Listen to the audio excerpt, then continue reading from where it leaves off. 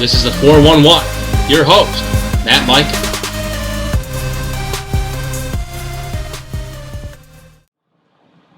Hey Sport Junkie fans, Matt and Mika here, your host of the new segment called the 411. What is it? It's a new program where we'll cover the hottest topics in sports per week. So let's kick off this episode talking about Derek Jeter. In my personal opinion, I think Derek Jeter deserves to be on the Mount Rushmore for greatest Yankees ever to play the game. Babe Ruth, Joe DiMaggio, Mickey Mantle, Lou Gehrig, and of course Derek Jeter.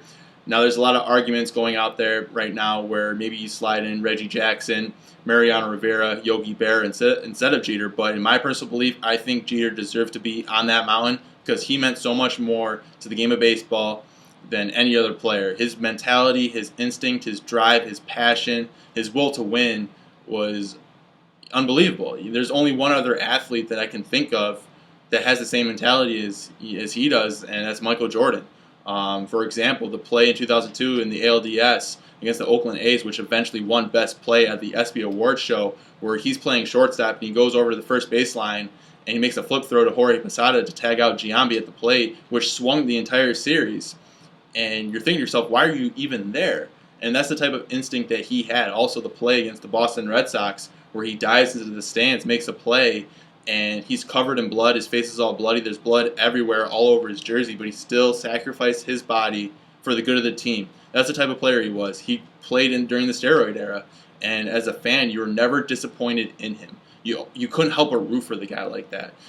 Even Red Sox fans, you have to respect his passion, his will, and the fact that he never got into trouble.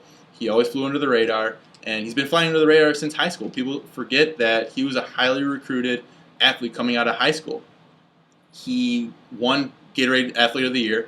He won USA Today High School Player of the Year in 1992. He was predicted to be one of the best players ever to play the game, and that's so much pressure on a high school kid, but he didn't buy the hype. He didn't get caught up in the hype. He didn't get caught up in the media, didn't get caught up in all the glamour, and he proved why he proved why he's one of the greatest players of all time. 3,000 hits, 6th all time. Only 5 other players, including Ty Cobb and Pete Rose, have more hits than he does. 2,743 games with the same team. He's one of 8 players to ever accomplish that feat. 200 postseason hits. No one has even come close to that number.